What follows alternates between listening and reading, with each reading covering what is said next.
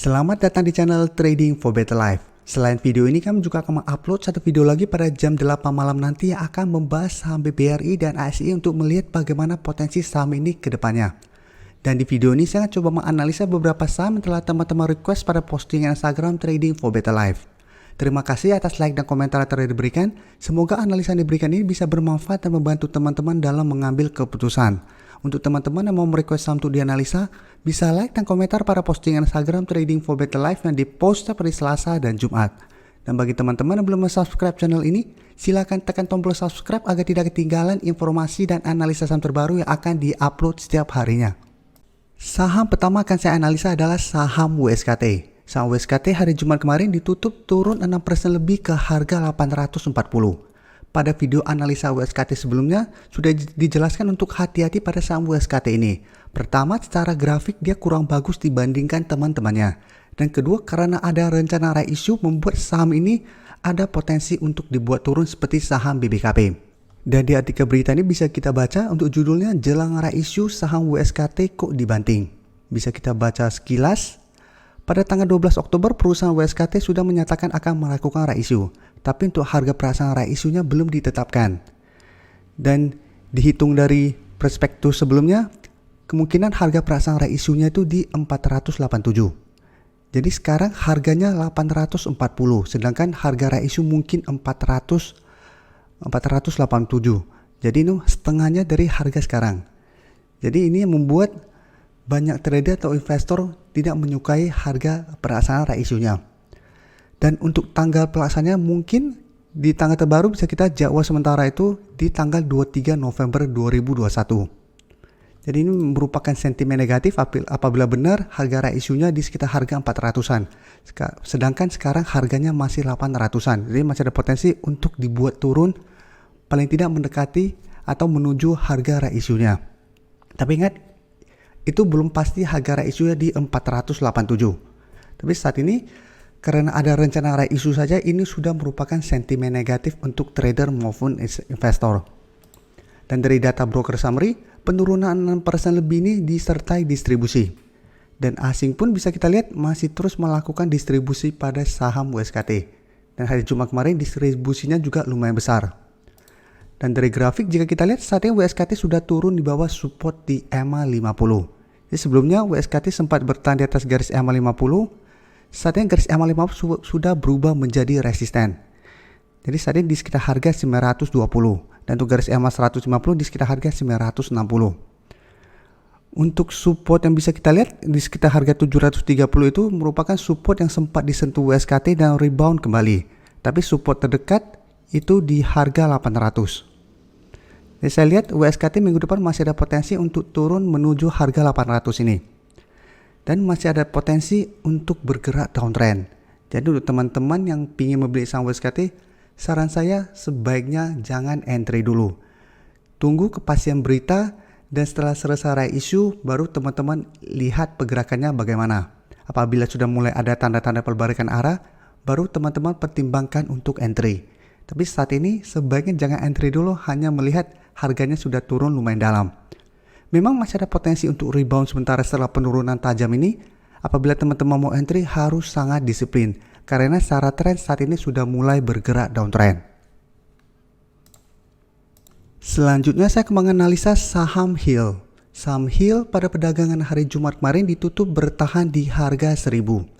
Saham Hill memang telah dianalisa minggu lalu pada saat keluar berita bahwa saham ini akan melakukan buyback saham. Setelah keluar berita itu, saham Hill terus bergerak turun dan saat ini telah turun menyentuh target support di harga 1000. Jadi bisa kita lihat setelah menyentuh harga 1000, Hill masih bisa bertahan saat ini di support psikologisnya. Dan selama 1 minggu terakhir ini penurunan Hill sudah lumayan tajam. Dan untuk data broker summary bisa kita lihat pada perdagangan hari Jumat kemarin terlihat ada akumulasi. Sedangkan asing memang masih terus keluar dari saham ini. Jadi dari data yang kita dapat, secara tren memang saat ini saham Hill sudah kurang bagus karena sudah berada di bawah garis EMA 50 dan garis EMA 150 dan secara tren sudah bergerak downtrend. Tapi karena saat ini masih berada tepat di support psikologis di harga 1000, teman-teman bisa pantau sahamnya untuk trading jangka pendek. Jadi teman-teman bisa spekulatif buy apabila Hill terbentuk candle hijau atau bertahan di atas harga 1000 ini dengan target take profit di sekitar harga 1050 sampai garis EMA 150 di harga 1070.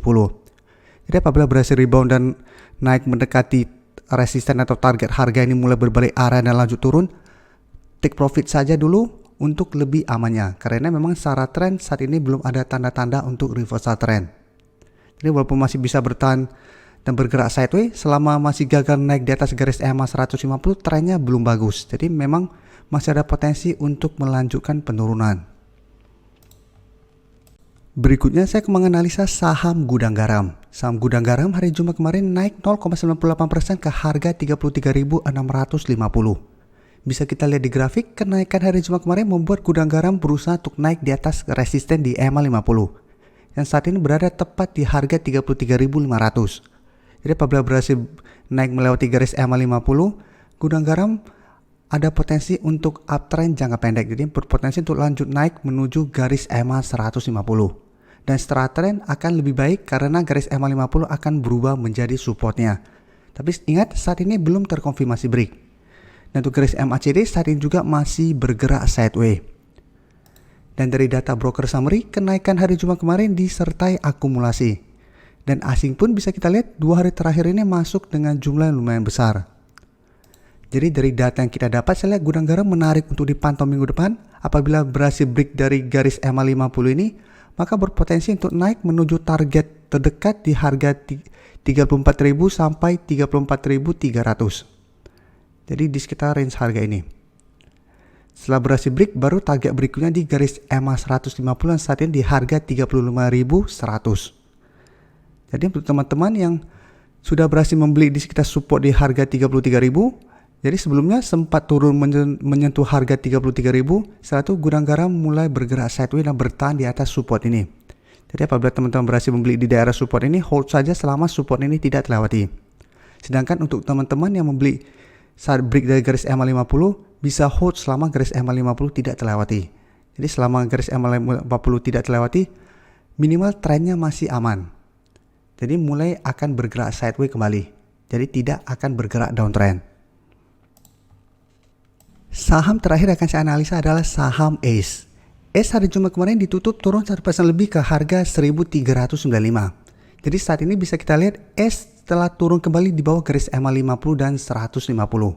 Dan saat ini berada dekat dengan support di harga 1.400. Pada tanggal 3 kemarin saya sudah menganalisa saham ini pada saat ACE berada di atas garis EMA 50. Satu saya menjelaskan, ACE bisa dipantau ada potensi untuk naik, tapi pertimbangkan untuk take profit apabila harga 1.500 masih gagal di break. Alasannya kenapa? Bisa kita lihat harga 1.500 sudah beberapa kali gagal ditembus oleh saham ini. Selalu saya jelaskan itu pentingnya kita tahu mana support dan resisten, supaya kita tahu kapan kita entry dan kapan kita keluar. Mungkin ada yang bilang, Pak, apabila kita jual saat terlihat gagal break, ternyata keesokan harinya dia berhasil break, kita akan menyesal. Iya, mungkin kita akan menyesal, tapi kita masih bisa buy on breakout kembali. Dan kita sudah mendapatkan profit apabila kita sudah berhasil take profit di harga 1.500. Itu contohnya. Bisa kita lihat, apabila kita lihat gagal break, kita take profit dan ternyata dia melanjutkan penurunan, kita sudah lega. Daripada kita tidak take profit dan dia mulai turun, kita akan sangat menyesal. Apalagi contoh kita beli di sekitar garis EMA 150, dia gagal break 1.500, kita tidak take profit, saat ini kita sudah merugi. Dan jika minggu depan ACE masih lanjut turun di bawah garis EMA 50, ACE akan mulai bergerak downtrend. Dan teman-teman apabila tidak berani cut loss, maka kerugian akan makin besar. Dan contoh berikutnya, apabila kita take profit dan ternyata dia berhasil breakout, kita masih bisa buy on breakout dan trading plan kita sudah berubah. Apabila ternyata kita buy on breakout, dia ternyata berbalik arah, kita cut loss pun, harusnya keuntungan kita take profit dibandingkan kita cut loss apabila kita disiplin, tetap kita masih profit. Itu gunanya kita tahu support dan resisten, kita punya trading plan, kapan kita harus take profit, kapan kita harus cut loss apabila support terlewati dan sebagainya. Sebagai seorang trader itu sangat penting. Karena banyak yang bilang, Pak, saya sudah beli di harga segini, saya mesti ngapain? Pak, saya sudah punya harga segini, saya mesti gimana? Itu karena tidak mempunyai trading plan. Jadi sudah beli, bingung saham ini kapan harus take profit dan kapan harus di hold. Dan untuk ACE bisa kita lihat garis MACD saat ini sudah mulai mengarah ke bawah kembali. Dan dari data broker summary bisa kita lihat ini distribusi. Dan asing juga 1 minggu terakhir ini mulai keluar dari saham ACE. Jadi sebelumnya bisa kita lihat asing masih terus masuk. 1 minggu ini asing sudah mulai melakukan take profit. Jadi apabila minggu depan asing masih terus keluar, hati-hati ACE bisa melanjutkan penurunan.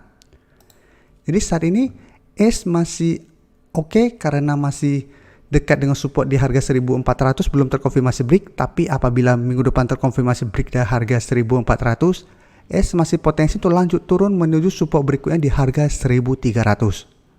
Jadi apabila teman-teman mau entry sebaiknya wait and see dulu. Apabila berhasil bertahan di atas harga 1400 teman-teman mau entry, sebenarnya masih bisa, cuma harus hati-hati karena garis EMA 150 lumayan dekat saat ini.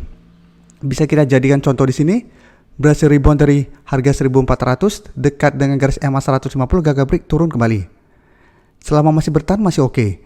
Tapi apabila teman-teman beli dia saat rebound menyentuh garis EMA 150 gagal break, teman-teman tidak take profit, ternyata jebol 1400, dia juga bisa balik ke 1300. Karena saat ini asing sudah mulai keluar. Jadi teman-teman harus sangat disiplin apabila membeli saham ACE saat ini. Beda ceritanya apabila minggu depan asing masih masuk dan masih ada akumulasi besar. Sehingga masih ada potensi besar ACE rebound kembali dari garis EMA 50 dan balik kembali mengetes harga 1500. Terima kasih telah menonton video ini. Like dan share video ini bila bermanfaat bagi teman-teman, dan support channel ini dengan cara tekan tombol subscribe agar channel ini bisa makin berkembang dan bisa membantu lebih banyak orang lagi. Terima kasih.